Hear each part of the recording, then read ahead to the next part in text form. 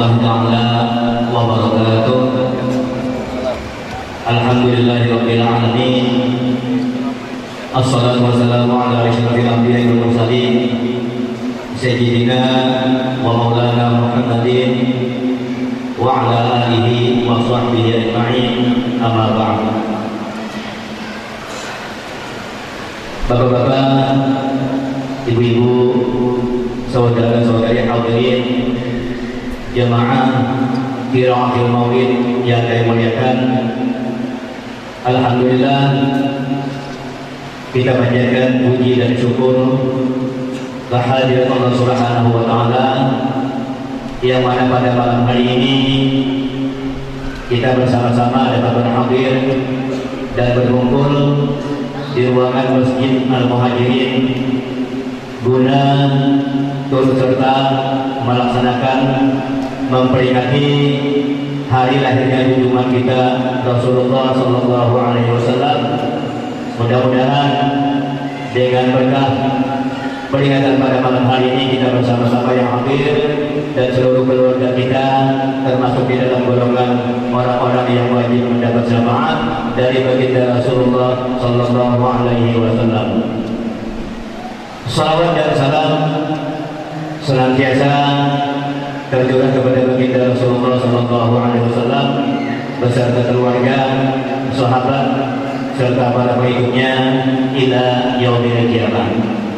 Bapak-bapak dan ibu-ibu, saudara-saudari hadirin undangan yang kami muliakan, di tengah-tengah kita hadir yaitu Al-Muharram Bapak Habib Ismail Balawais. Beliau datang selaku pribadi beserta rombongan. Beliau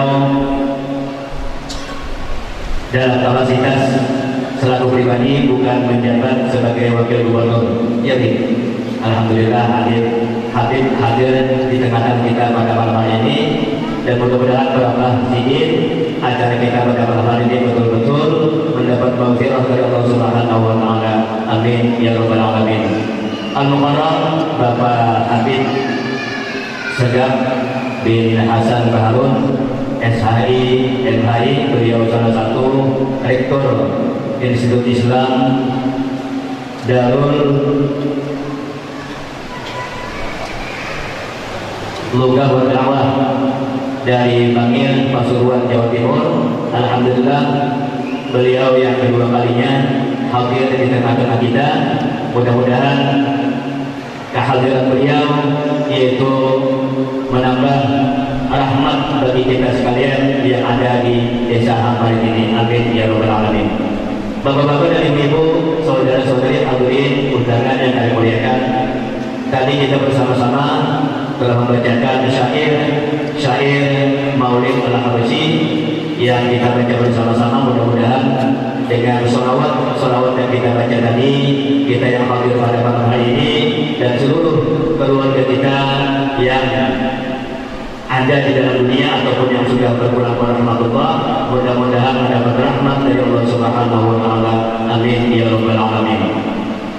Untuk acara berikutnya sekalian, kami atas nama panitia mewakili dari segenap panitia peringatan Maulid pada malam hari ini, dan atas nama Badan Pengelola Masjid Al-Muhajirin mengucapkan ribuan terima kasih yang tiada terhingga kepada seluruh jemaah yang hadir pada malam hari ini. Undangan yang kami sampaikan dan dihadiri pada malam hari ini, kami atas nama segenap panitia mengucapkan ribuan terima kasih yang sebesar-besarnya. Wabil khusus kepada Al-Muharram Bapak Habib Segaf bin Hasan Baharun beserta rombongan yang kesekian kalinya atau yang kedua kalinya mengabulkan undangan panitia pada malam hari ini. Mudah-mudahan beliau selalu diberikan kesehatan, umur yang panjang, rezeki yang luas, dan selalu mendapat rahmat dari Allah Subhanahu wa taala. Amin ya rabbal alamin. Kemudian kami juga atas nama panitia mengucapkan ribuan terima kasih yang tiada terhingga kepada seluruh kaum muslimin dan muslimat yang mana telah memberikan bantuan tenaga maupun pikiran serta keuangannya dan segenap panitia yang bekerja keras sehingga terlaksananya acara pada malam hari ini. Ucapan terima kasih yang tiada terhingga kepada seluruh donatur yang telah memberikan bantuan keuangannya baik berupa barang maupun air mineral yang diwakafkan untuk acara pada malam hari ini. Kami atas nama segenap panitia mengucapkan ribuan terima kasih yang tiada terhingga. Mudah-mudahan Allah Subhanahu wa taala membalaskan budi baiknya dengan pahala yang berlipat ganda. Amin ya rabbal alamin. Bapak-bapak dan ibu-ibu hadirin undangan yang kami muliakan, untuk menyingkat waktu, mari kita bersama-sama melanjutkan acara berikutnya, yaitu yang kedua pembacaan ayat suci Al-Quranul Karim. Kemudian yang ketiga sedikit wajangan atau sepatah dua patah kata nantinya akan disampaikan oleh Al-Mukarram Bapak Habib Ismail Balwais. Mungkin ada sesuatu hal yang perlu beliau sampaikan, nanti kami berikan waktu untuk sepatah dua patah kepada beliau. Kemudian yang ketiga acara ini yaitu ceramah agama berkenaan dengan peringatan Maulid Nabi besar Muhammad SAW. Yang keempat pembacaan doa, yang kelima istirahat, dan yang terakhir penutup. Marilah kita bersama-sama untuk melanjutkan acara berikutnya, yaitu alunan ayat suci Al-Quranul Karim yang akan dikumandangkan oleh saudara Guru Haji Ahmad Yani. Untuk ini waktu dan tempat kami persilakan.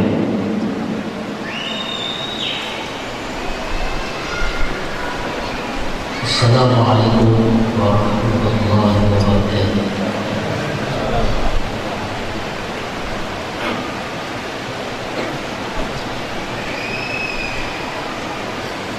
أعوذ بالله من الشيطان الرجيم.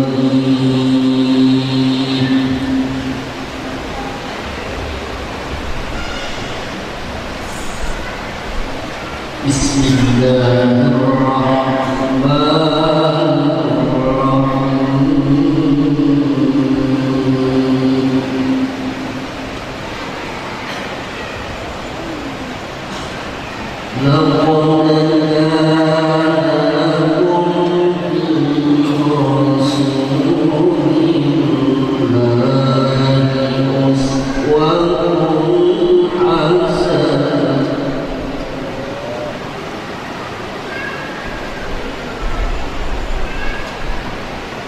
Uswatun hasanatun liman kana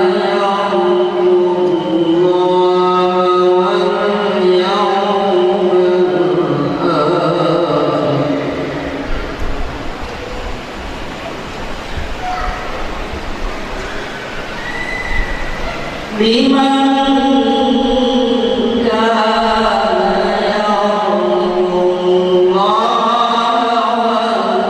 yawmal akhir.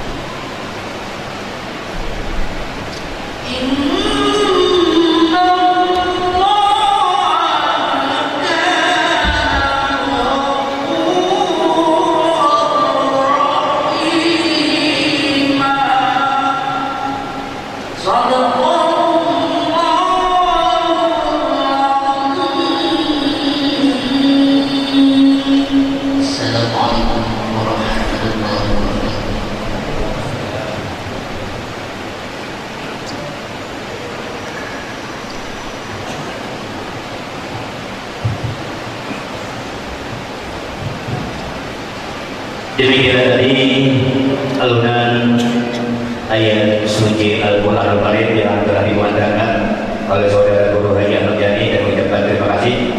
Berikutnya yaitu sedikit sambutan atau sepatah dua patah kata yang disampaikan oleh Al-Muharram Bapak Habib Ismail Balawais.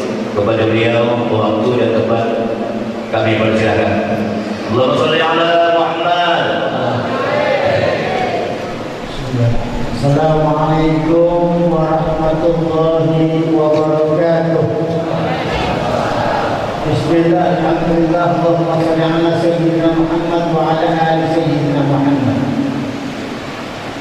Sebelumnya belum minta maaf, makanya tadi tak terlalu takumi sebagai apa datang dulu sebagai pribadi, dulu datang ke sini sebagai murid daripada Ustazna guru kita yang kita muliakan Habib Segan bin Hasan Baharul ini tetap sebagai murid.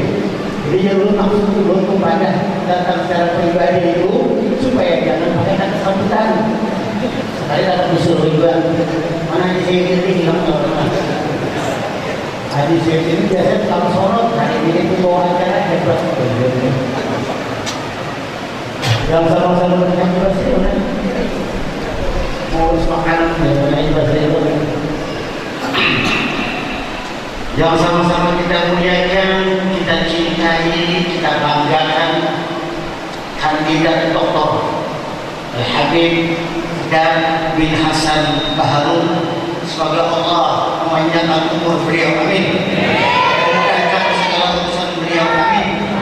Dan juga menjadikan kita semua bisa mengambil manfaat daripada keberkahan beliau, amin. Ya Allah ya Rabbal Alamin. Beliau ini pengasuh pondok, rektor, sebentar lagi doktor, luar biasa. Mudah-mudahan kan sampai lomor.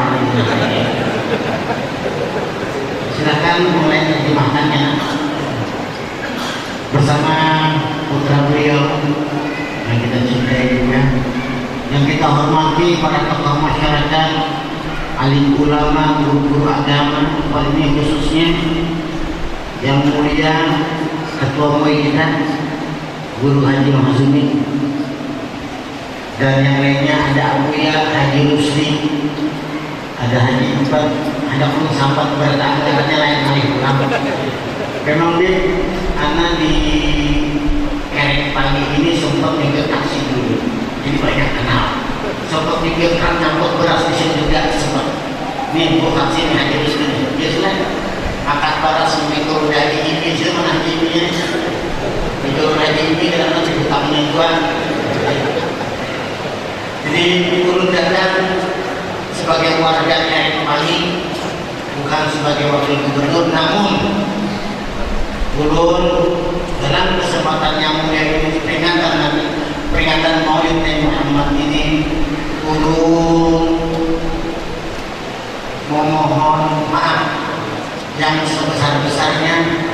Andai kata ada di antara kawanan Tuhan kita yang selama ini mungkin rancang berteleponan ke ulun dalam setengah bulan belakangan ini handphone mati berataan, itu ada sebabnya, bukan karena ulun mentang-mentang sebagai pejabat ngalihi hubungi, ya ada, tetap nyaman dihubungi, cuma sedikit ada masalah. Apa masalahnya?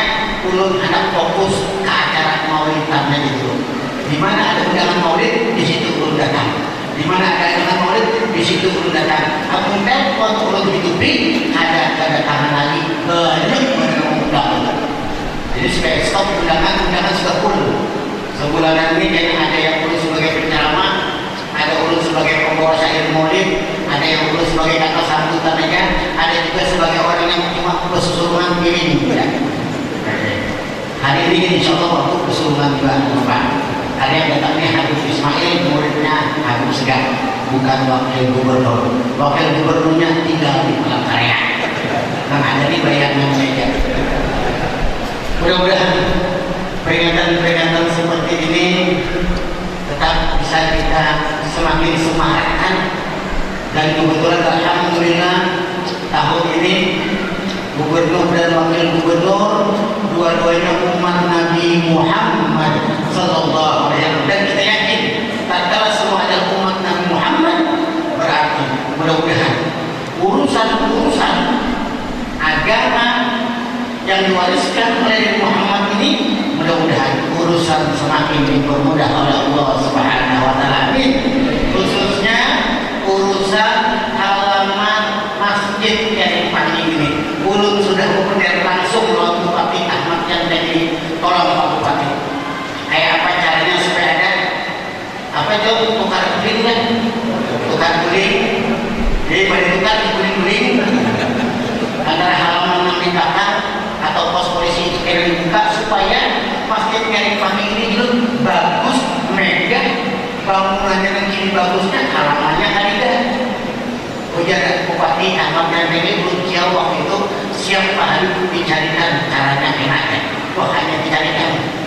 Udah ada dicarikannya, mendapat caranya. Karena ini aset yang sudah lawas itu ya istilah. Jadi enak menghapus aset itu ada ulang prosedur yang harus dilalui. Sudah belum jauh. Tapi namanya yang turun. Namanya Ahmad yang teknik kemarin Pak Bupati itu yang beliau wakil gubernur, bukan turun namanya. Kalau belum punya mungkin kan tidak di sini. Tapi dengan jabatan dan kekuasaan kita gunakan untuk hal-hal kebaikan. Dan satu, belum pada jiwa bahwasanya memang nyaman jadi orang yang punya pemimpin. Siapa pemimpin kita? Kalau ulun pemimpin ulun bukan gubernur, bukan presiden, minta maaf. Terserah kepada anak terserah. Pemimpin ulun Ustaz Segap bin Hasan Bahru. Apa ujian sidin itu memang ulun gawi. Ujian sidin kawin lagi. Atas perintah sidin tidak. Itu yang ulun sampaikan. Minta maaf atas segala kekurangan. Terima kasih atas segala perhatian dan kesempatan. Assalamualaikum warahmatullahi wabarakatuh.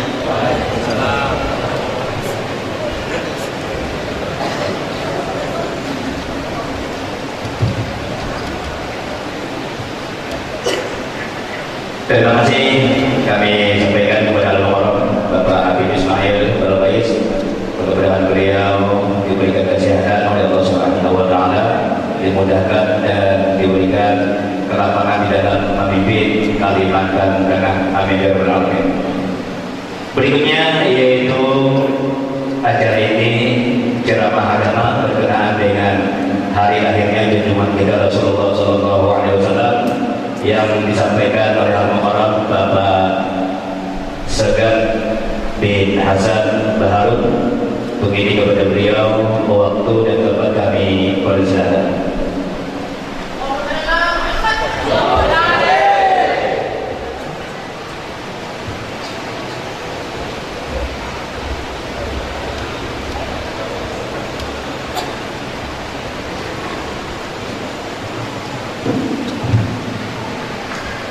Assalamualaikum warahmatullahi wabarakatuh.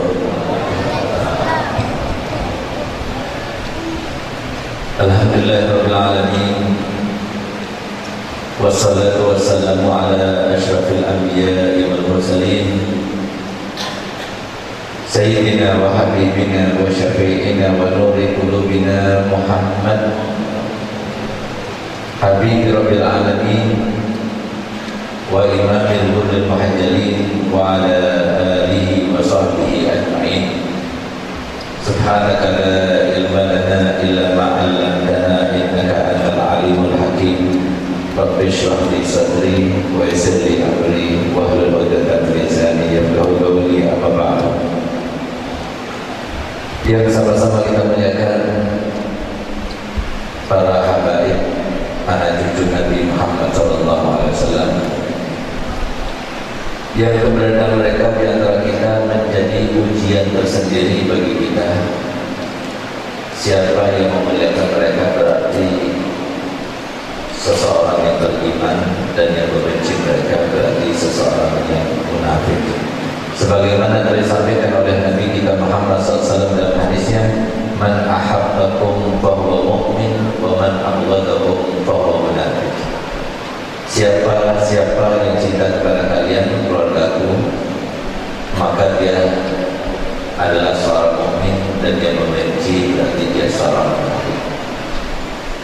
yang keberadaan mereka di antara kita menjadi kunci sebab turunnya rahmat, turunnya barokah, turunnya inayah. Semoga kita sekalian termasuk yang mencintai para habaib, para zuriat Nabi, sehingga kelak nanti di akhirat termasuk yang mendapatkan syafaat dan mereka Nabi Muhammad SAW. Amin amin ya rabbal alamin. Khususnya yang kami muliakan dan kami banggakan, dan yang ulun juga bingung mau ditempatkan di mana. Ditempatkan pejabatkah, ulamakah, atau di habaibkah? Tapi kayaknya semuanya bisa. Jadi mungkin kalau sebutkan di yang awal saja, yaitu sebagai seorang hadis Nabi Ismail Balqis, yang kita doakan semoga beliau diberikan hidayah, kekuatan untuk memimpin Kalteng, dan semoga jabatan beliau berguna bagi beliau di dunia sampai di akhirat, dan semoga beliau ini tambah disayang sama datuknya, dan apa yang ada sama beliau dari jabatan ini menjadi sebab tambah dekat kepadanya dan menjadi sebab nanti di surga bersamanya. Amin amin ya rabbal alamin. Serta para pejabat yang lainnya, mohon maaf saya tidak sebutkan satu persatu, namun tanpa mengurangi rasa hormat dan cinta kami kepada mereka semuanya yang sama-sama kita muliakan, kita taati, kita doakan para alim ulama yang keberadaan mereka di antara kita menjadi sebab kita bisa mengetahui syariat Nabi Muhammad, akhlak Nabi Muhammad, perintah-perintah Nabi Muhammad. Yang keberadaan mereka di antara kita juga menjadi sumber banyaknya pahala, sehingga pantas jika Nabi kita Muhammad SAW telah bersabda, man nadhara ila wajhi alimin wa fariha biha ja'alallahu malakan yastaghfiru lahu ila yaumil qiyamah. Yang artinya barang siapa yang melihat, memandang wajahnya orang alim lalu gembira, bahagia hatinya dengan pandangan tersebut, maka Allah akan menciptakan seorang malaikat yang memintakan ampun untuknya mulai saat itu sampai hari kiamat nanti. Semoga kita termasuk yang mencintai para ulama, memuliakan para ulama, dan mengagungkan para ulama, serta selalu mendengarkan titah dan nasihat para ulama. Amin ya rabbal alamin. Khususnya saudara kami Bapak Ketua UI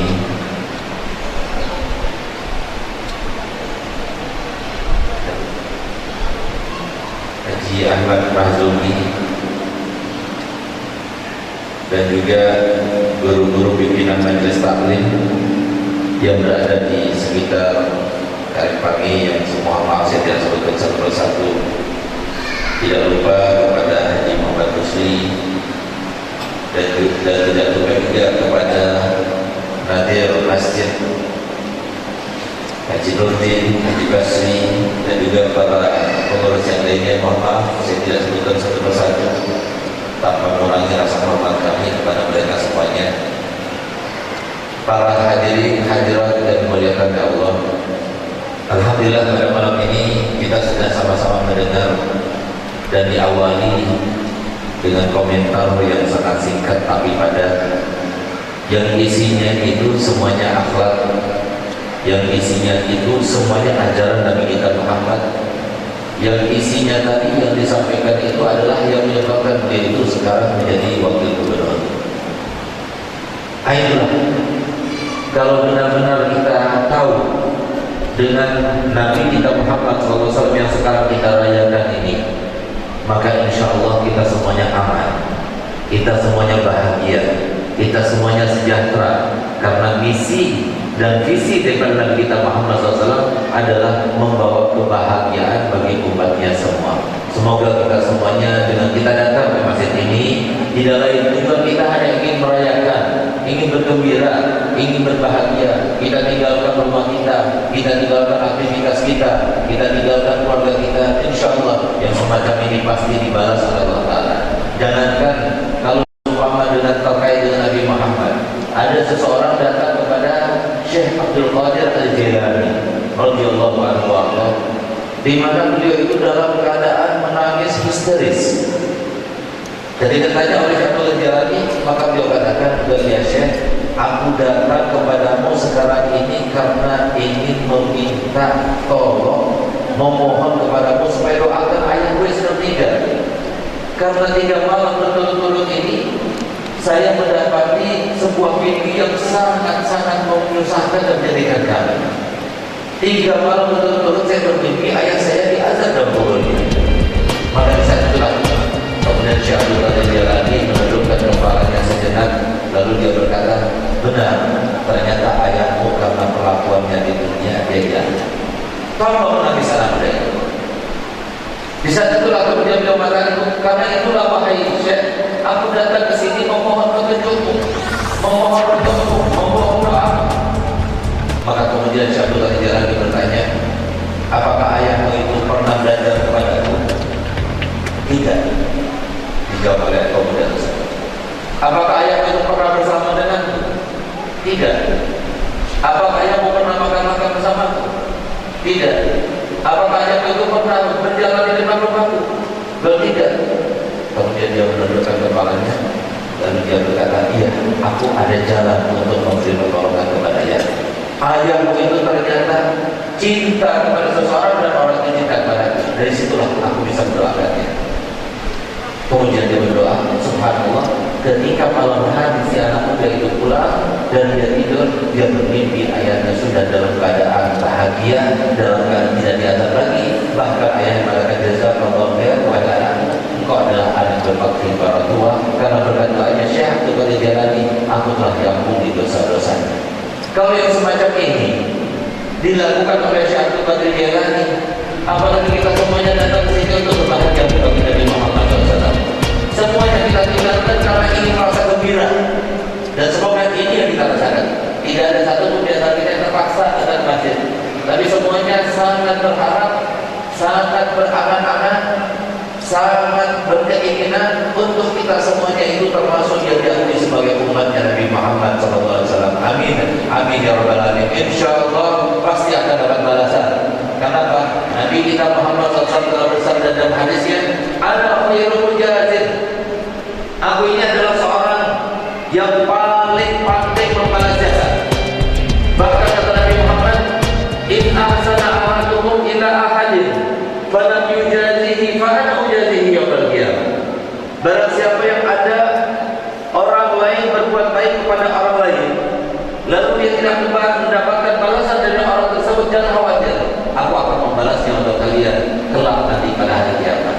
Kalau ini dikatakan terkait dengan orang lain, apalagi kita semuanya datang untuk Nabi Muhammad, merasa gembira dengan Nabi Muhammad, ingin mendapatkan keberkahan Nabi Muhammad. Insya Allah dipastikan kita tidak keluar dari masjid ini kecuali semua dosa kita diampunkan, hajat kita dikabulkan, yang sakit di antara kita disembuhkan. Semoga kita ditulis oleh Allah Ta'ala sebagai orang yang pernah berziarah dan berkunjung kepada makamnya Nabi Muhammad SAW. Dan semoga kita semuanya dirubah keadaannya menjadi lebih baik. Yang tadinya jauh daripada Allah semoga menjadi dekat. Yang tadinya malas beribadah semoga tambah rajin. Dan yang tadinya kita itu selalu cinta kepada dunia, semoga Allah menggantikan di dalam hati kita menjadi penuh dengan cinta kepada Allah dan Nabi Muhammad SAW. Dan semoga kita semua saudara termasuk yang dimudahkan rezekinya, dimurahkan rezekinya, rezeki yang banyak, melimpah, barokah, dan nanti di akhirat tidak ada hisabnya. Amin, amin ya rabbal alamin. Masyaallah muslimin rahimakumullah.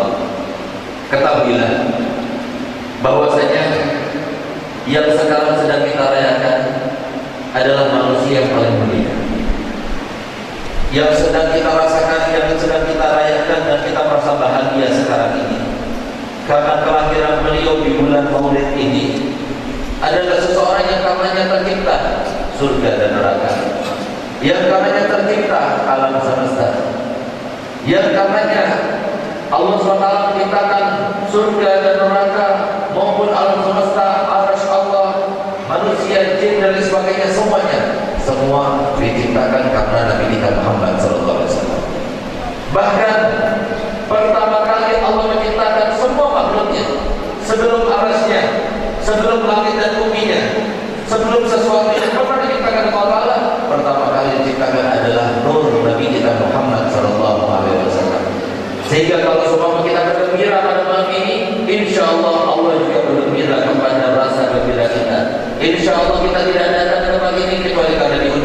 Nabi Muhammad SAW, karena ingin diberikan rahmat oleh Nabi kita Muhammad SAW, karena ingin mendapatkan inayah insyaallah dari Nabi kita Muhammad SAW. Semoga kita semuanya termasuk mendapatkannya, amin ya rabbal alamin.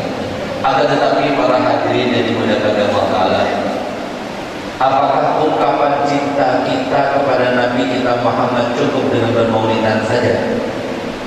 Atau apakah ungkapan cinta kita kepada Nabi kita Muhammad cukup dengan kita melantunkan sebuah syair yang tadi kita dengarkan bersama-sama?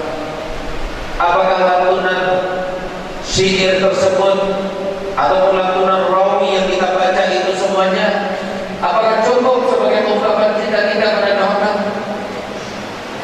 Jawabannya adalah tidak. Kalau kita cinta kepada Nabi Muhammad sesuai dengan apa yang dikatakan oleh seorang penyair, in kana hubbuka shadiqan la'atatahu innal muhibba liman yuhibbu muti'u. Kalau seumpama cinta kita kepada Nabi Muhammad benar, maka pasti kita akan taat kepada Nabi Muhammad, karena sesungguhnya seseorang yang mencintai orang lain pasti dia itu akan taat kepada orang lain. Kalau kita cinta kepada Nabi Muhammad, maka kita harus taat kepada Nabi kita Muhammad SAW. Masyaallah muslimin rahimakumullah, memang benar kita hidup di akhir zaman. Memang benar kita hidup sebagai umatnya Nabi Muhammad. Memang benar kita hidup mayoritas di Indonesia. Memang benar kaum muslimin itu di mana-mana ada.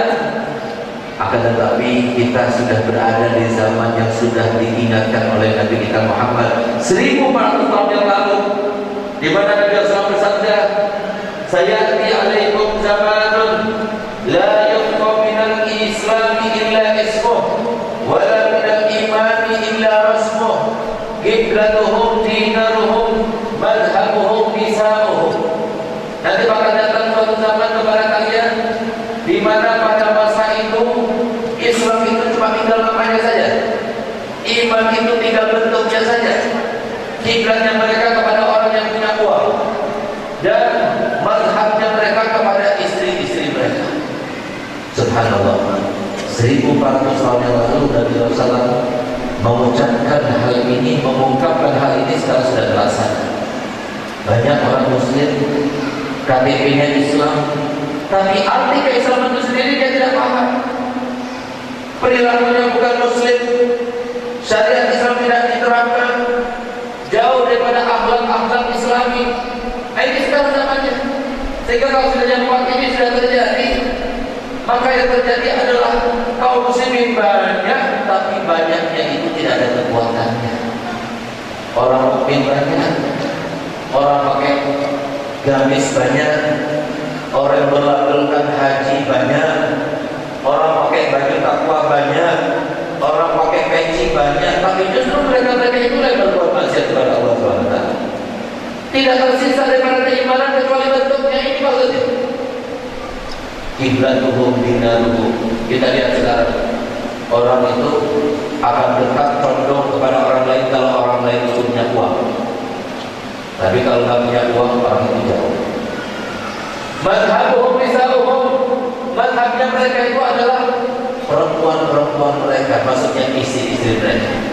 Baru-baru ini, mohon maaf, telah dibuat sebuah penelitian dan dimuat oleh Detik.com bahwasanya sebanyak 85% suami-suami yang ada sekarang ini apa katanya istrinya. Ini sesuai dengan apa yang disampaikan Nabi Muhammad. Sehingga kita lihat, kalau sudah 4 hal terjadi ini, maka kelemahan terjadi kepada kaum muslimin. Keimanan tapi melompok, keislaman tapi tidak ada isinya. Sehingga kita lihat gara-gara satu orang kemarin di Jakarta itu sampai kita kumpul 7.400.000 gara-gara satu orang. Tinggal mainkan kita. Memang kita bangga, gembira. Alhamdulillah saya termasuk yang ikut bersama mereka.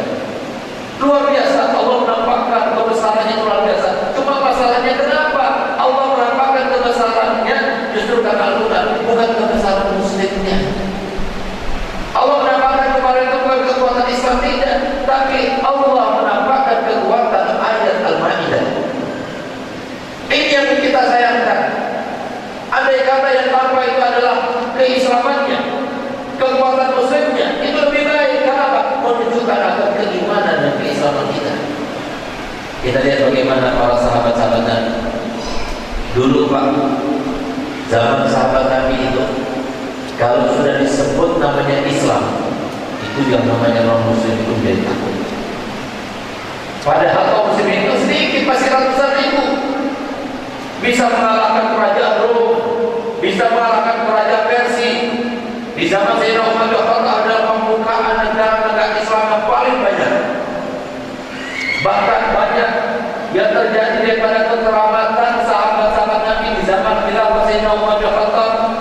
Di antaranya adalah suatu waktu pernah mereka itu terkepung oleh musuh dari segala arah, sehingga ketika sudah malam tiba, break untuk istirahat sebelum berperang lagi melanjutkan peperangan keesokan harinya. Maka kemudian mereka mengevaluasi apa yang dilakukan oleh kita ini. Kenapa kita dalam keadaan kalah? Pasti ada beberapa syariat yang sudah kita lalaikan dan kita abaikan. Subhanallah Pak. Pada saat itu kemudian pemimpin sahabat pada waktu itu Sayyidina Sa'ad bin Abi Waqqas ataupun yang lainnya, beliau mengatakan ini pasti karena kita ketika sholat tidak pakai siwak.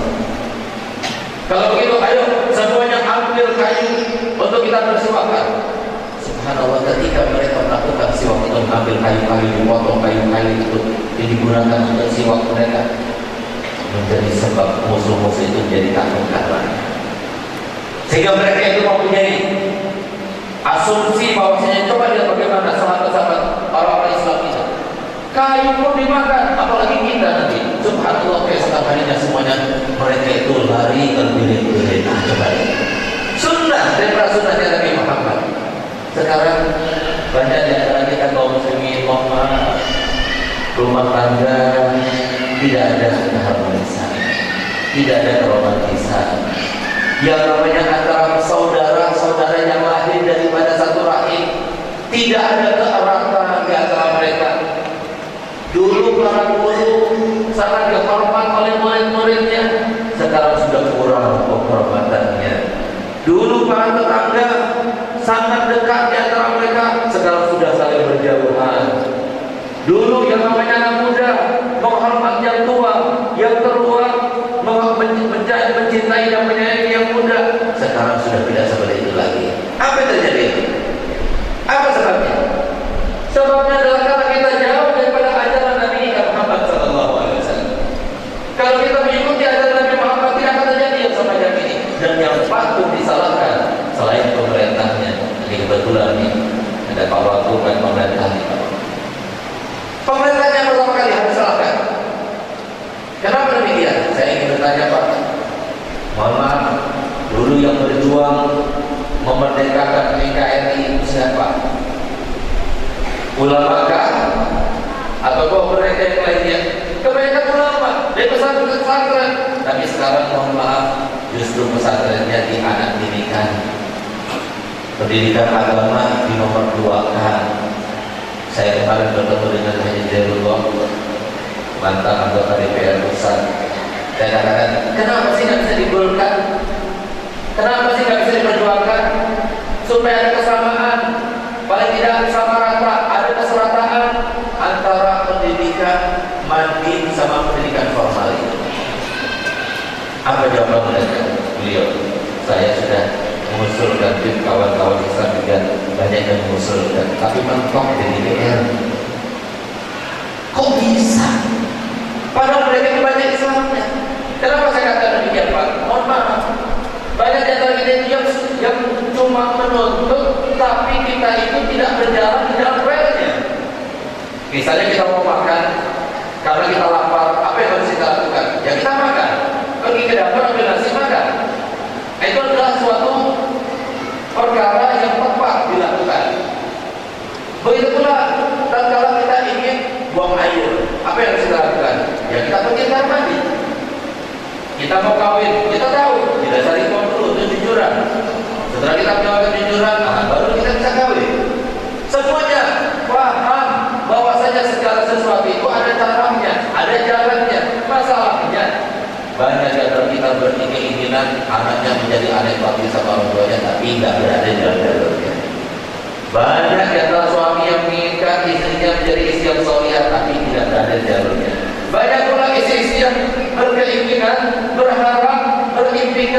suami-suami mereka itu termasuk imam bagi keluarganya.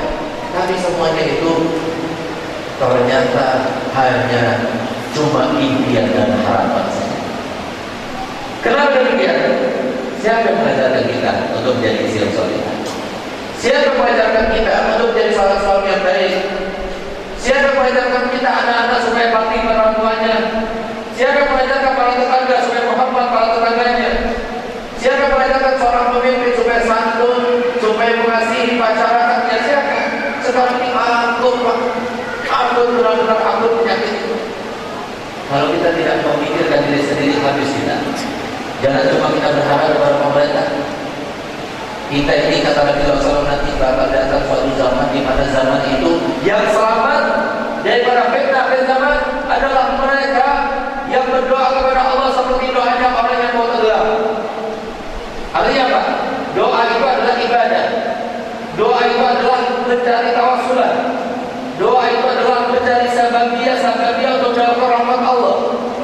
Dan itu yang dimaksudkan itu adalah sekarang ini mendekati para ulama, memasukkan anak-anak kita dalam pesantren-pesantren, madrasah agama dan sebagainya. Ini yang diharapkan untuk merubah citra maupun kekuatan Islam yang sesungguhnya. Mohon maaf, saya berkata demikian. Kayaknya saya katakan dakwah yang benar sekarang ini tidak ada yang harus menuju ke sana, harus menuju ke sana.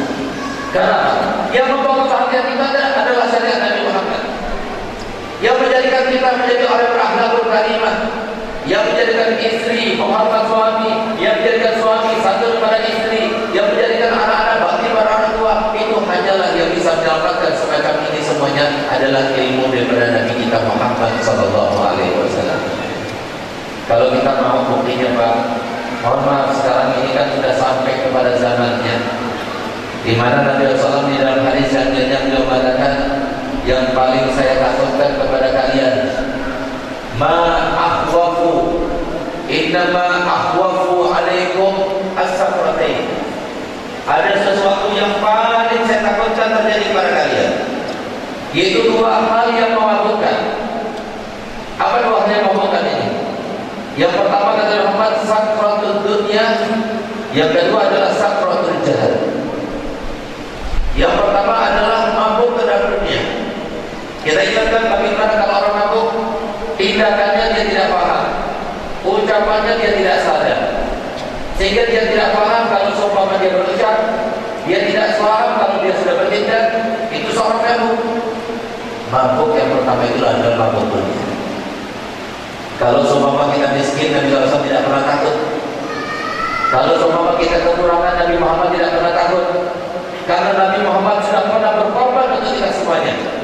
Di mana Nabi SAW pernah suatu waktu dalam keadaan uyuh, dalam keadaan sangat penat, dalam keadaan sangat lamban pernah melaksanakan sholat subuh bersama para sahabat-sahabatnya.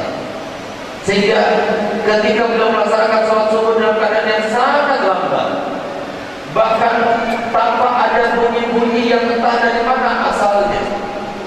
Tatkala beliau selesai melaksanakan sholat subuh, maka tiba-tiba sahabat Abu Bakar dan Umar mendekat kepada Nabi SAW. Ya Rasulullah, apakah engkau dalam keadaan sakit? Dijawab oleh beliau, tidak, aku sehat.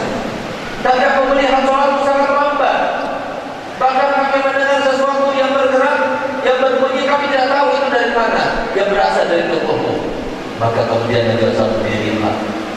Lalu kemudian beliau itu mengatakan, aku ini sehat, cuma aku lambat gerakan sholatku karena aku sudah 3 hari 3 malam tidak makan. Yang kalian dengar itu adalah suara batu yang aku letakkan dalam sarung untuk mengganjal perutmu supaya tidak terasa begitu menyiksa karena kelaparan. Bisa itulah semuanya para sahabat itu berteriak, Allahu Akbar, ya Rasulullah, fidaka abi wa ummi. Aku jadikan diriku, orang tuaku itu tebusanmu, wahai Nabi. Biarkan kami tidak makan, jangan engkau tidak makan. Kenapa engkau tidak beritahukan kepada kami kalau di dalam rumahmu tidak ada makanan yang layak untuk dimakan, wahai Nabi? Apa jawaban Nabi Muhammad?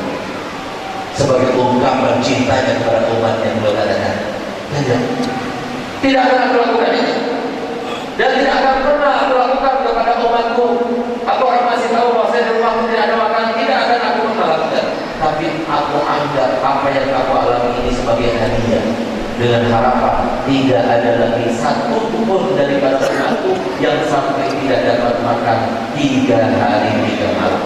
Alhamdulillah. Ada di kalian pagi yang sampai tidak makan 3 hari 3 malam. Tidak ada. Berkatnya doanya Nabi Muhammad. Umat-umat yang dahulu sudah pernah ada, tapi umat yang kita tidak. Bukan ini yang ditakutkan, tapi yang ditakutkan oleh Nabi Muhammad SAW adalah innama ahsya alaikum an tubsata lakum ad-dunya fatatanafasuha kama tanafasuha fa ahlakatum kama ahlakathum.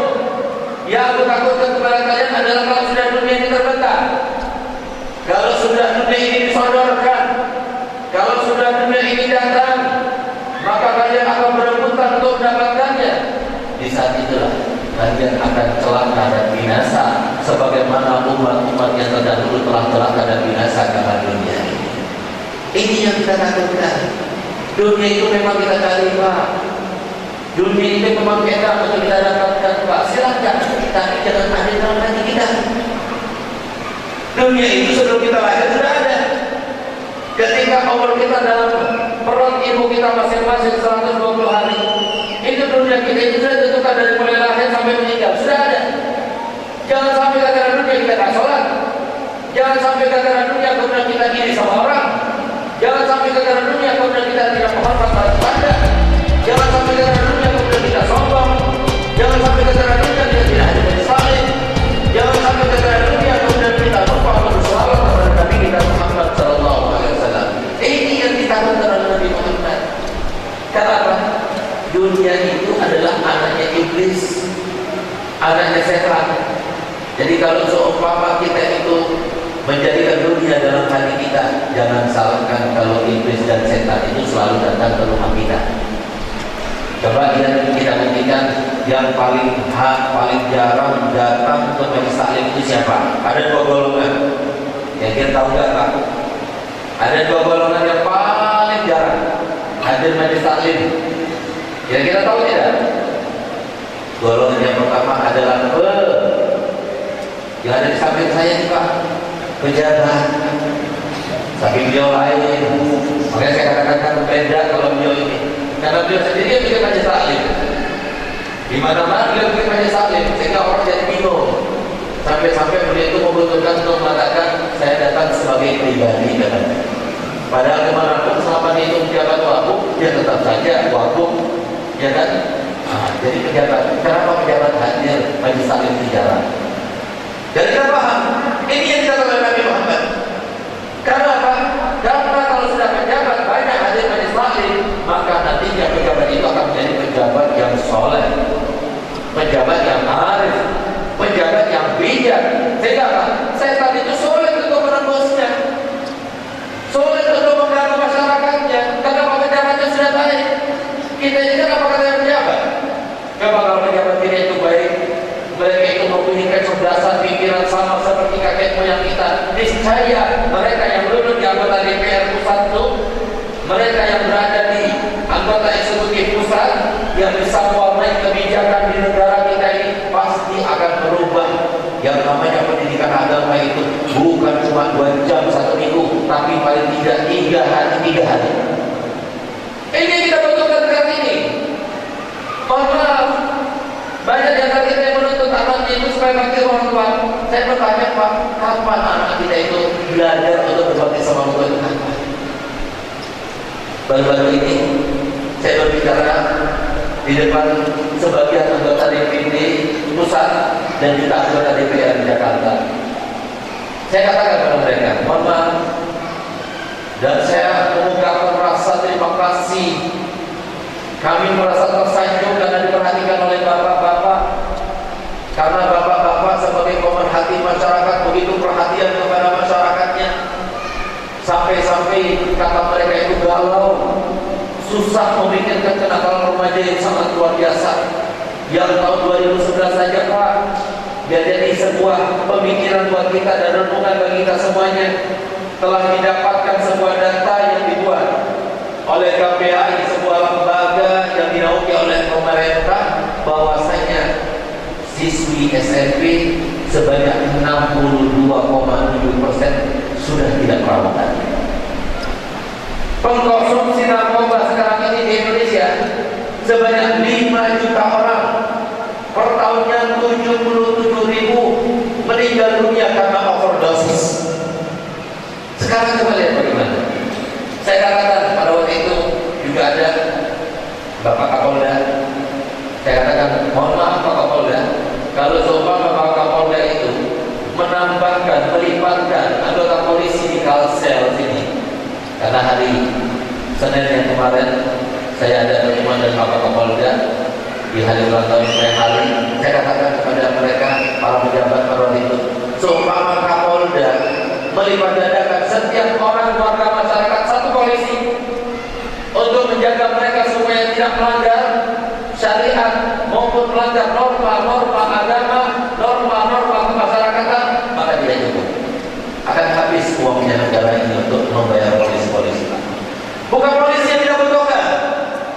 Yang kita butuhkan itu adalah ajaran Nabi kita Muhammad SAW. Ambil satu contoh saya sendiri ini Pak. Semoga berkesinambungan. Saya berkata demikian cuma sebagai contoh saja. Oleh ayah saya dulu, saya ini dididik.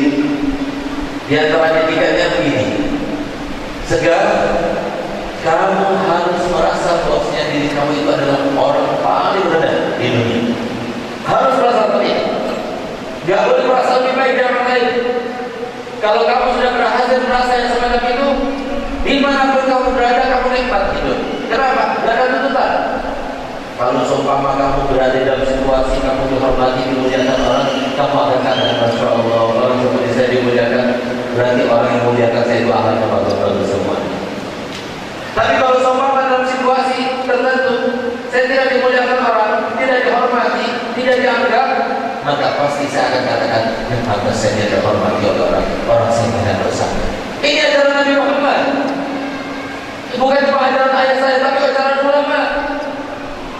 Dikatakan di antara akhlaknya para ulama yang harus dimiliki oleh setiap orang alim itu, dia itu ketika berdakwah itu pertama kali yang harus didakwai adalah dirinya sendiri.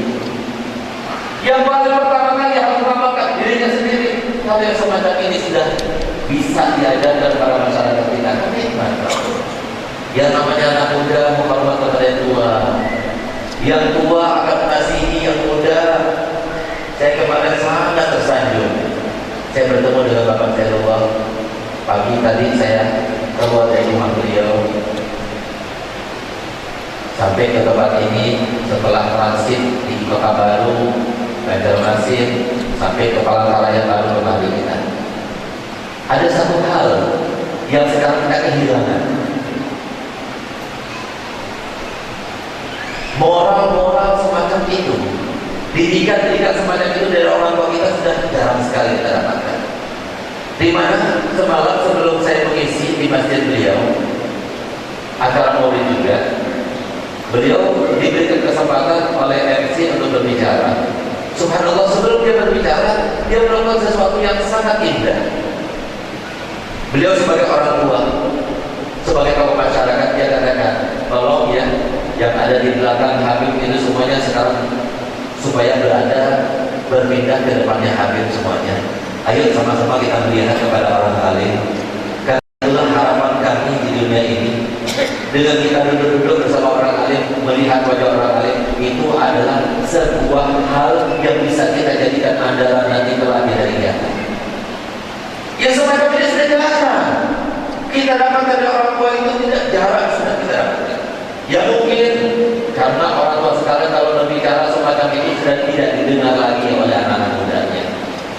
Atau mungkin mereka sudah jenuh dengan keadaan yang terjadi sekarang ini, sehingga moral sudah berada di titik akhirnya sekarang. Oleh karena itu para hadirin dari Allah Ta'ala, apa sih kaitannya cinta dunia dengan pendidikan anak-anak kita sekarang ini?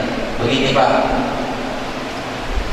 kalau seumpama bapak-bapak, ibu-ibu bertanya kepada saya, Dek, biangnya fitnah itu di mana?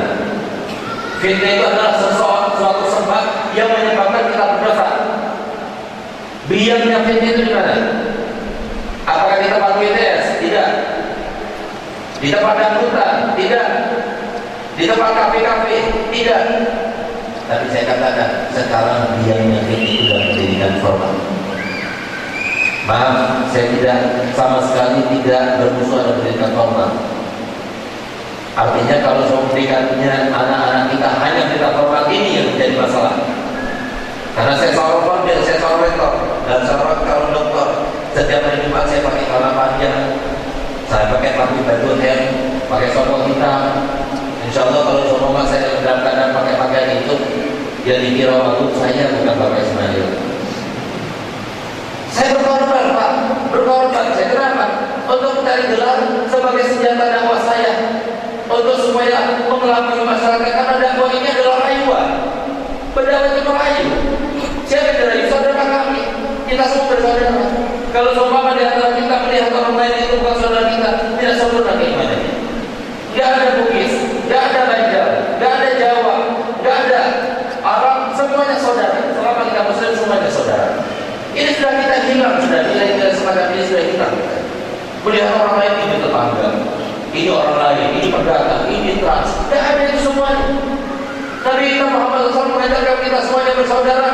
Kalau kita melihat anak, ada seorang anak Muslim remaja yang berbuat maksiat, kita harus merasa prihatin, kita harus menasihati dia. Kenapa? Anak kita sendiri.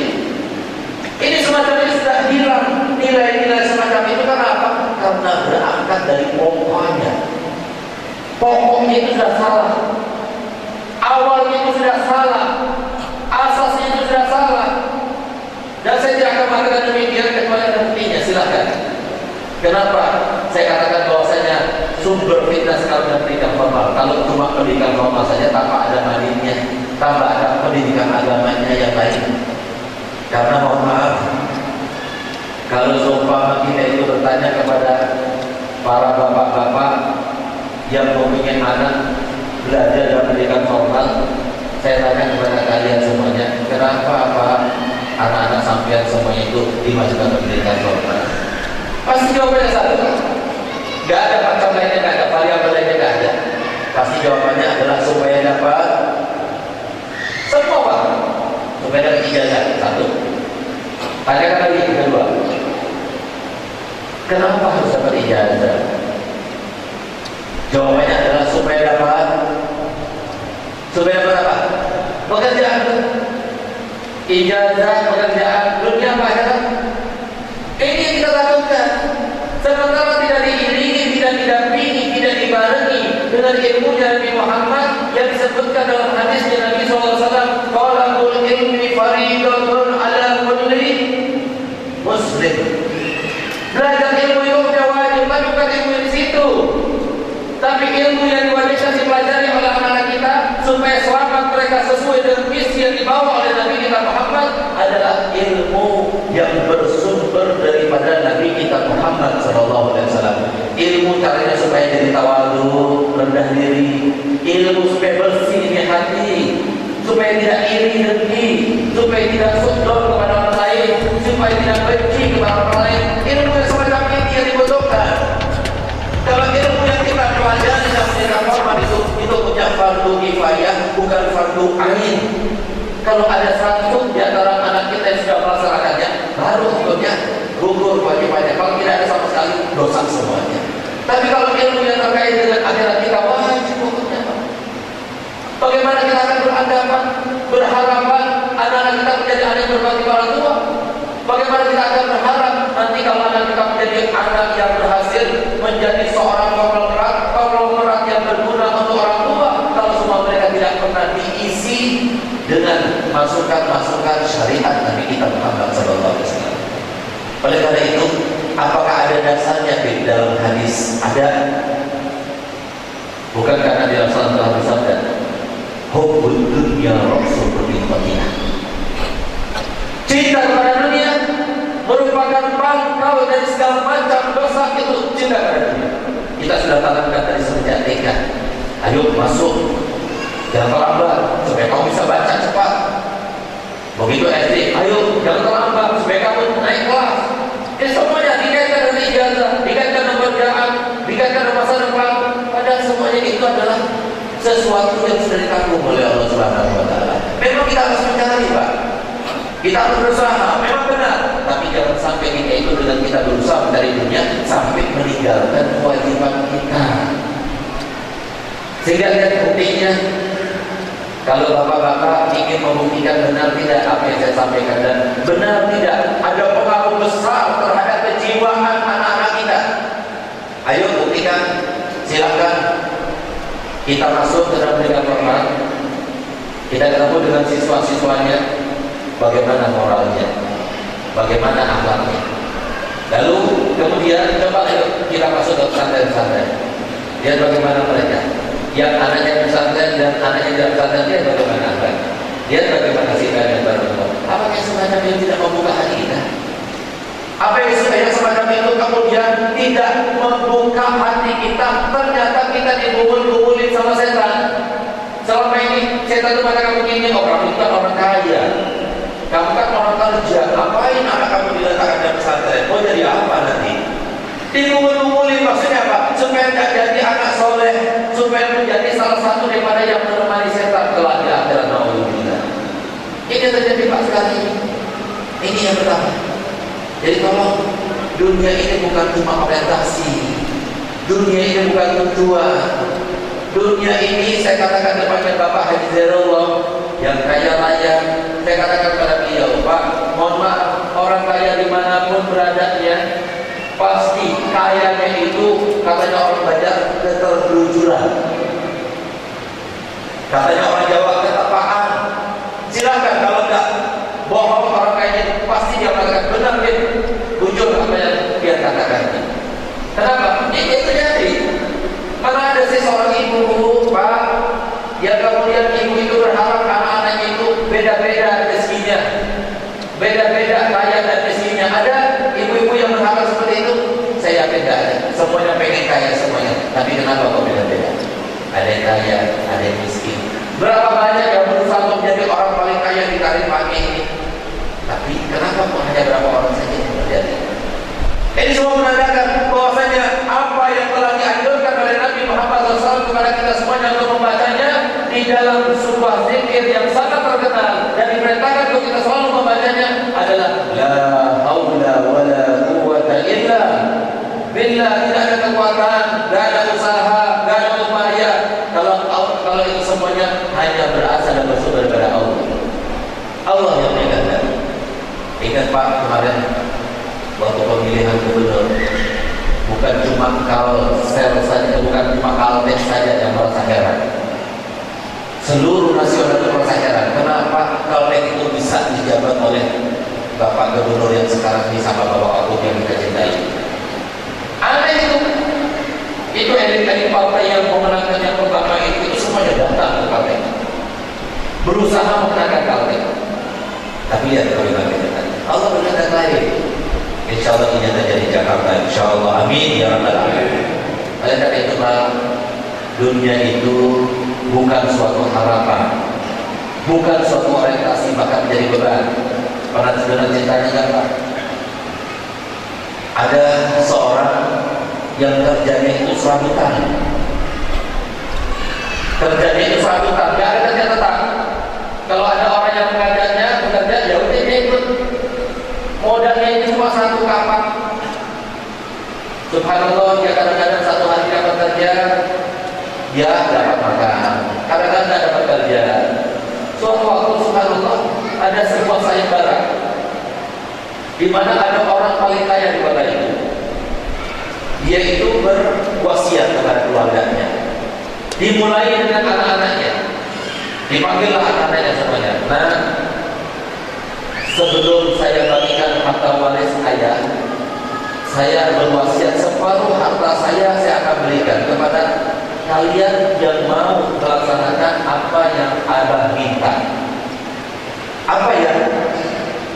Siapa di antara yang bersedia menemani ayah di kuburan 40 hari, maka ayah berikan separuh harta ayah. Gak ada yang mau Pak. Istrinya pun gak ada yang mau. Biar nanti kita senasib semacam ini. Gak ada mau kalian. Dan tidak ayah, mohon maaf ayah tidak mau.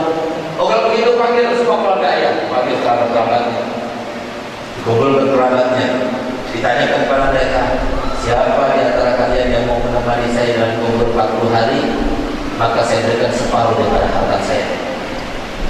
Lagi-lagi mereka tidak ada yang mau. Sudah tidak ada yang mau di antara kalian, tidak. Saya tidak akan memberikan orang lain sebelum keluarga dahulu. Kalau memang kalian tidak mau, saya akan sodorkan usulan saya ini, wasiat saya ini kepada halayak ramai. Akhirnya disetujui oleh mereka. Tulis ditandatangani bahwasanya separuh hartanya diberikan kepada siapapun yang mau menemaninya di kubur selama 40 hari. Akhirnya dibuat sembahyang. Sama seperti waktu yang ada kemarin itu Pak. Itu yang namanya selebaran, yang namanya baliho taruh di mana-mana. Kasihan pada kadang-kadang lihat wajahnya Ismail kita lihat keanginan dingin malam gitu ya, kasihan. Sama seperti itu. Akhirnya Pak, ada satu orang yang tadi itu yang kerja serabutan yang melihat loh, siapa yang mau menemani almarhum, kalau almarhum sekarang sudah dia 40 hari di kuburannya, maka diberikan separuh hartanya. Ini paling kaya Pak di kota itu. Akhirnya Pak, dia pergi. Ternyata sudah meninggal dunia. Ketika dia sudah meninggal dunia, tapi jenazahnya masih di dalam. Akhirnya dia datang, saya ingin mendaftarkan diri sebagai orang yang menyanggupi permintaan almarhum. Akhirnya kata kerabatnya, baik kalau memang begitu, tapi harus laksanakan syaratnya. Jadi masuk menemani dan kuburan itu kasih lubang jumatan. Jadi kasih lubang dan kasih makanan, minum saja ada berapa botol saja di dalam itu. Tapi kemudian tidak boleh keluar 40 hari. Subhanallah, apa yang terjadi? Ini yang mencerita orang itu sendiri yang mencerita. Sehingga dari kita kita ambil pelajaran. Subhanallah, hari pertama ketika sudah diletakkan jasadnya itu, dia berada di sampingnya, dia sudah merinding, takut-takut itu. Jangan-jangan malaikat itu melihat datang dalam wajah yang sangat buruk, menyerangkan dan sebagainya. Kemudian si mayit almarhum itu tidak bisa menjawab dengan benar. Akhirnya dia dipecut, dia ada, dia kena sabit juga. Takutnya seperti itu. Tidak tahunya Pak, bukannya malaikat itu datang kepada si almarhum, datang kepada dia. Datang. Maka orang itu bilang, kamu tidak salah. Saya ditanya. Dia bilang, oh itu urusan saya datang kepada kamu itu adalah, ngapain kamu di sini? Apa jawab dia? Saya di sini itu karena saya ingin melaksanakan sayembara. Lalu apa yang kamu itu? Ini kapas saya ini. Saya punya kapas. Untuk apa ini? Untuk bekerja. Dari mana kamu dapatkan? Dari bulan. Itu bersihnya dari mana kamu dapatkan? Dari bulan. Terus pergi sampai malam Pak. Dari siang pagi sampai malam tanya. Malaikat itu nggak habis. Keesokan harinya parunya dia bilang sudah gembira luar biasa. Keesokan harinya datang lagi. Malaikat itu tanya lagi. Ini kayunya dari mana? Orang itu dapatnya dari mana? Terus pergi sampai subhanallah. Hari ke-20, hari ke-21, hari ke-30 ditanya terus setiap hari sampai hari 39 masih ditanya. Hari ke-40 orang-orang sudah merasa siap, ini sudah mati kemana? Digali lagi begitu digali, subhanallah ternyata masih hidup. Semua orang gembira memberikan aplaus dan sebagainya. Akhirnya sudah siapkan seperti semacam notarisnya siapkan. Jadi untuk tanda tangan penerimaan separuh daripada harta si mayit. Begitu keluar, dikeluarkan dari kuburannya malah dia lari. Dikatakan itu loh hartamu. Ini tinggal tanda tangan kamu ambil semua hartamu, apa jawabnya? Tidak lagi, hanya karena satu kapak saja 40 hari belum selesai ditanya, mau dikasih harta yang banyak lagi. Nah, ini apa yang terjadi Pak? Ini terjadi semua harta kita makan menjadi beban. Makanya jangan sampai kita mempunyai harta banyak tapi tidak barokah. Banyak yang kita punya harta tapi tidak barokah. Alhamdulillah, subhanallah. Orang yang semacam itu kata Imam Muhammad, kami talibin wa laysa binaimin. Banyak orang yang mencari harta tapi tidak ikut menikmatinya. Cuma jadi gomos keluarga. Jadi cari harta yang banyak untuk keluarganya.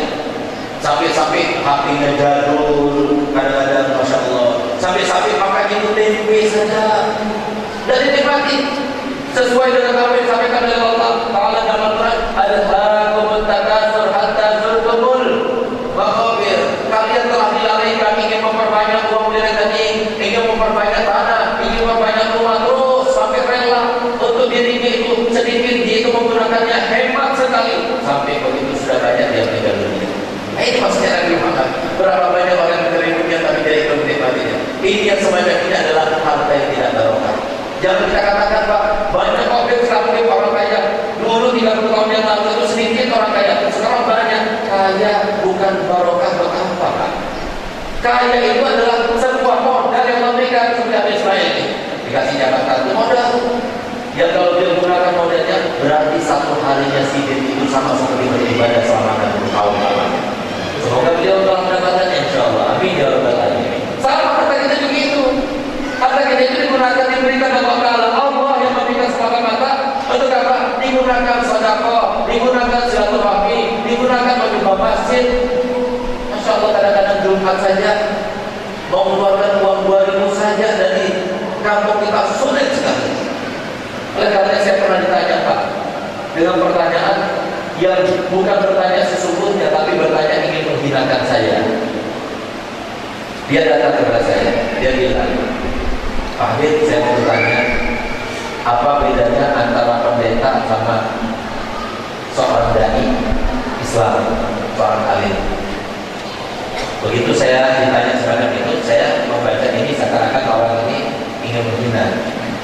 Sehingga saya katakan, saya balik.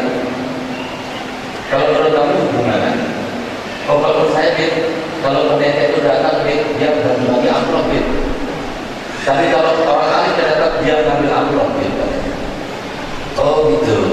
Saya katakan, bedanya antara masyarakat Kristiani sama masyarakat Muslim apa? Nggak tahu gimana, kasih tahu. Kalau masyarakat Kristiani itu 1 bulan sekali, bukan 1 tahun sekali itu dia mulakan 1/10-nya daripada keuntungannya. 1/10 dibagi 3, 1/3 untuk sosial, 1/3 untuk gereja, 1/3 untuk pendeta. Sedangkan kaum muslimin 1 minggu sekali suku mengeluarkan uang 1.000 saja sulitnya minta ampun. Nah ini bedanya. Jadi jangan sampai uang yang kita miliki itu menjadi beban untuk kita. Tapi gunakan kesempatan kita memperbaiki diri, bersedekah, apalagi sekarang banyak orang sakit. Sedekah. Orang sakit itu kalau sama kita benar-benar menjalankan perintah Nabi Muhammad SAW dengan uang, kita bisa mendapatkan kesembuhan yang sangat cepat. Cuma karena apa? Sesuai dengan apa yang disampaikan Nabi SAW dalam hadisnya, dawu mardokum bis sadaqah. Hendaknya obati orang sakit-sakit kalian itu dengan apa? Dengan sedekah. Nah, cuma sedekahnya itu jangan sedekah yang kecil, sedekah yang sesuai. Sesuai apa? Kalau kita pergi ke dokter berapa? Ayo, jangan kita sakit kanker sedekahnya 10.000 ya. Gimana mau sembuh? Karena ini terjadi. Ada seorang wali Allah namanya Habib Husin Al-Haddad. Habib Husin Al-Haddad ini didatangi oleh seorang yang kena kanker payudara. Kemudian dia datang kepada Habib Husin, saya minta mohon didoakan supaya disembuhkan. Apa jawab beliau? Sedekah. Karena Rasulullah mengatakan dawu mardokum bis sadaqah. Obatilah orang sakit kamu itu dengan sedekah. Berapa Habib saya sedekah? Sini bawa 4 karung beras. Apa kata beliau? Ya Habib, terlalu banyak Habib. Bisa lagi kurang-kurangi, nggak bisa dikurangi. Dia karung beras itu. Akhirnya dia tak mau karena kebanyakan pulang ke rumahnya. Tambah seminggu, tambah datang lagi sama Habib. Ya Habib, saya siapin bawa 4 karung beras. Oh kok sekarang lain lagi nih? Sekarang 8 karung beras. Ya Habib, jangan beri terlalu banyak Habib. Dinego masih.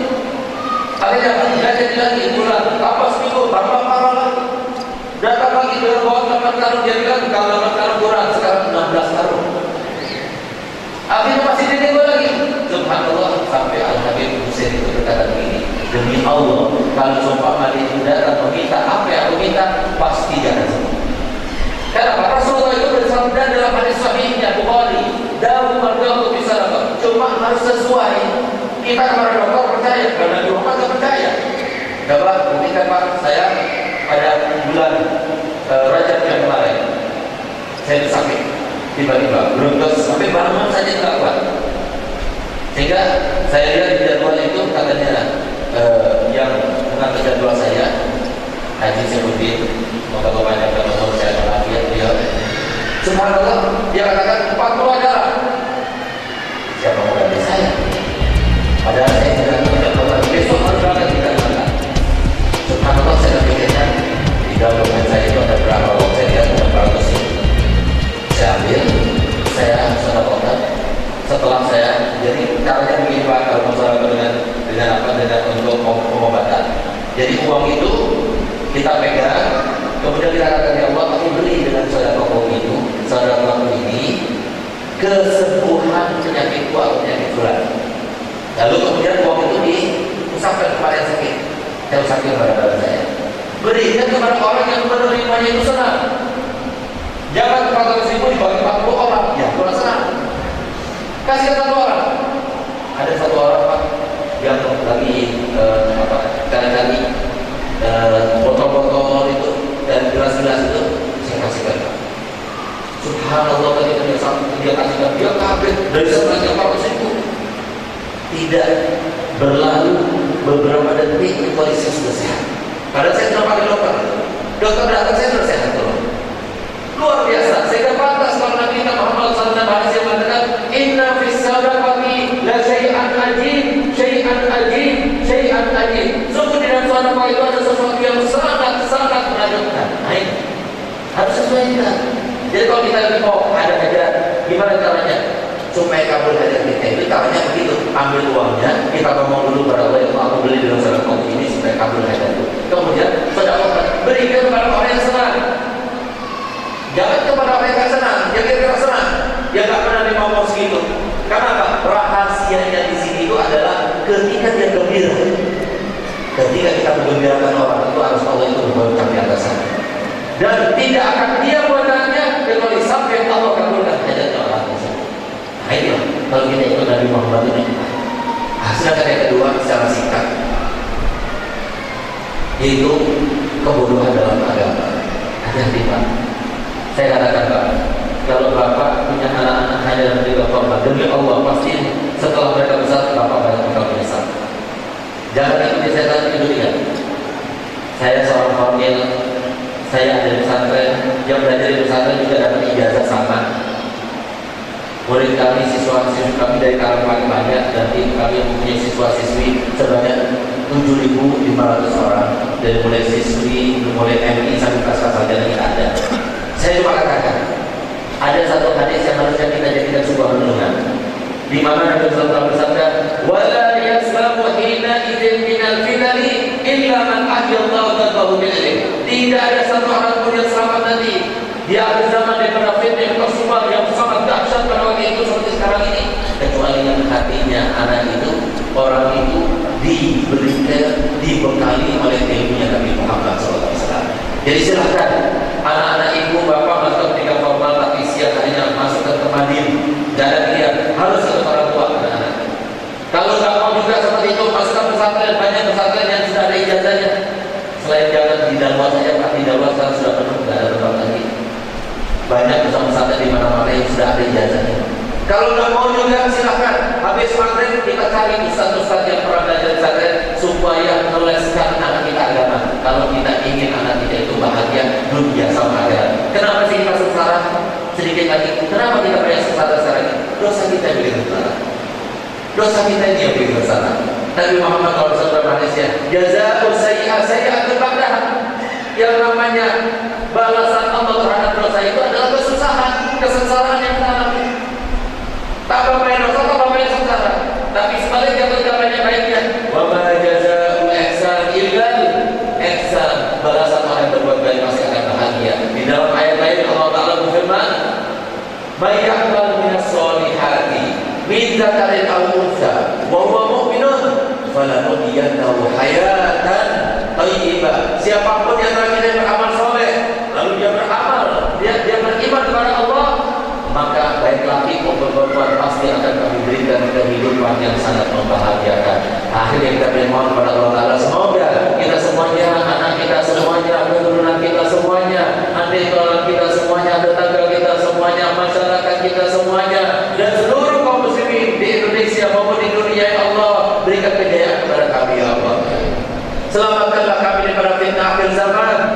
Selamatkanlah kami daripada kebodohan dari agama kami, ya Allah. Kami berikan betul-betul keimanan dan hati kami, ya Allah, supaya kami benar-benar mengetahui dan mengimani bahwasanya syariat Nabi Muhammad adalah sebuah tatanan, sebuah rumusan, sebuah konsep kehidupan untuk membawa kita semuanya menuju kepada kebahagiaan, keamanan, kesejahteraan, kesentosaan. Ya Allah, jadikanlah kami terbukakan hal itu, ya Allah. Buktinya pejabat semuanya mulia, tapi ada batasnya, ya Allah. Orang kaya mulia juga ada batasnya, ya Allah. Apalagi yang lainnya. Tapi satu kemuliaan yang dimiliki oleh manusia yang tidak akan ada habis-habisnya kemuliaannya, yaitu orang alim. Tambah tua tambah mulia, setelah meninggalnya pun juga mulia. Mereka tetap didatangi. Kenapa orang alim itu dimuliakan?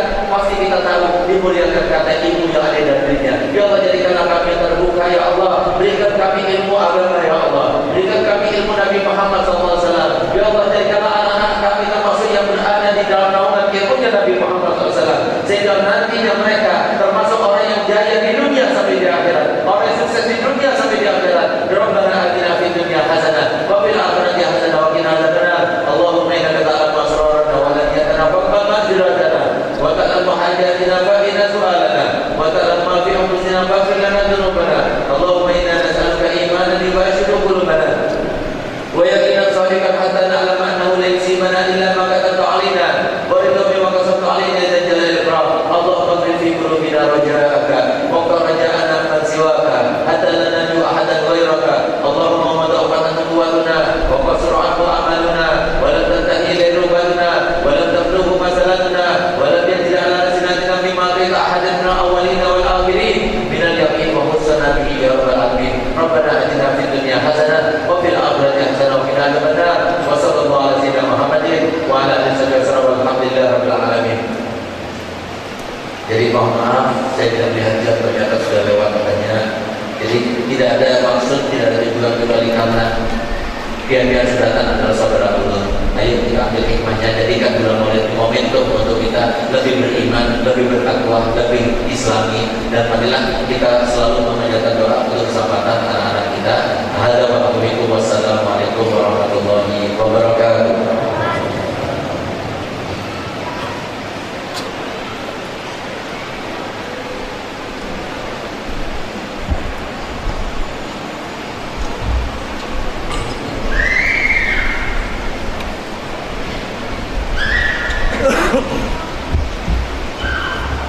عظيم فاعلم أنه لا إله إلا الله لا إله إلا الله وقل عبدا بقول لا إله إلا الله لا إله إلا الله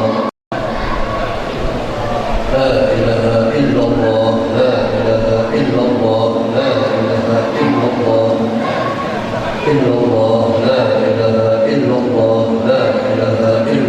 الله لا إله إلا الله لا إله إلا الله لا إله إلا الله لا إله إلا الله لا إله إلا الله لا إله إلا الله لا إله إلا الله إلا الله لا إله إلا الله لا إله إلا الله لا إله إلا الله لا إله إلا الله لا إله إلا الله لا إله إلا الله لا إله إلا الله لا إله إلا الله لا إله إلا الله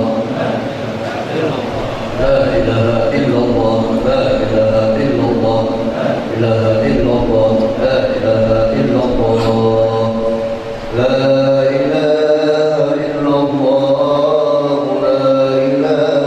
إلا الله لا إله إلا الله لا إله إلا الله سيدنا محمد رسول الله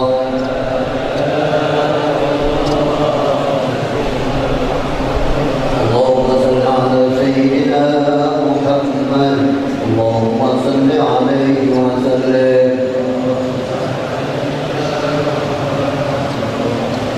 اللهم صل على سيدنا محمد اللهم صل عليه وسلم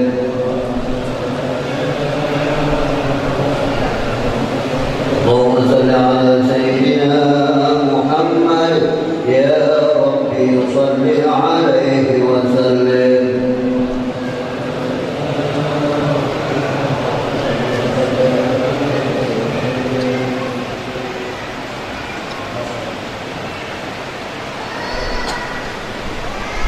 آمين. الله وعن سلام محمد وعن الله وسلم سيدنا محمد وعلى آله وصحبه أجمعين.